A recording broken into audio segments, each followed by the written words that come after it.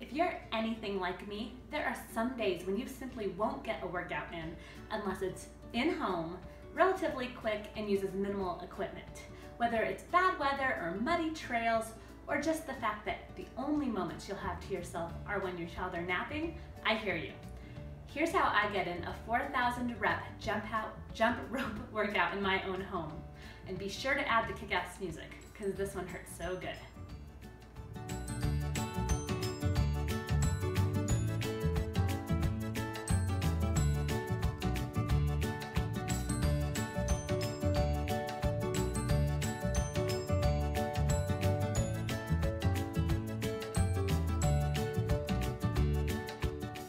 Hello, this is Kelly Jennings with Apex Nutrition, and this is just a quick video because Ben and I were talking this morning. We were recording a Apex Nutrition podcast on Mountain Bike Radio, and it came up that I jump rope once a week as a workout. And then Ben started asking me, well, you know, what do you do for jump roping? How many do you do? How long does it take? What kind of workout is it? And I started to describe it, and he was like, you should make a video just because probably other people do it. It'd be interesting to see what people do out there with jump roping, and it's just one of those fun workouts that anyone can do at home. So this is what I do, and this has evolved over, I used to do it in college, something like this, and then I've done it consistently for like the past maybe 5 years, just when the trails are too wet or I can't get out or I just need a quick 40-minute workout, and that's what I do. I do about 40 minutes and I do 4,000 reps in those minutes.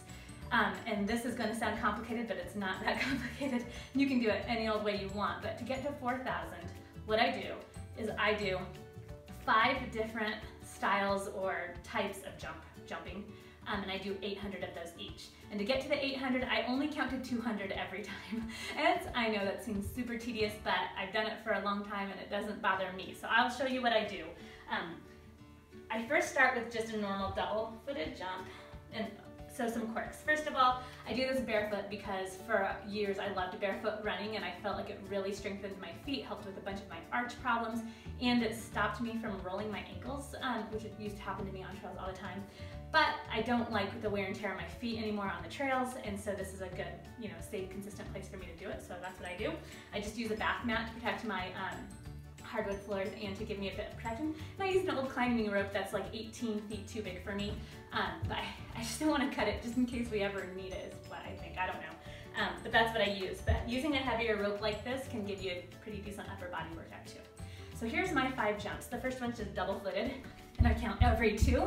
And so when I get to 100, I've done 200, and I just do that 4 times. When I get to about 80, I speed up and try to do intervals in it. So that's the first one. The second one is front, front, front, or I'm sorry, front, back, side, side, side, side, front, back, side, side, side. So that's a rep of 8. And when you get to 25, you've done 200, so that times 4, and you got 800. Next one is also has 8 reps in it, so it's 4 on each foot.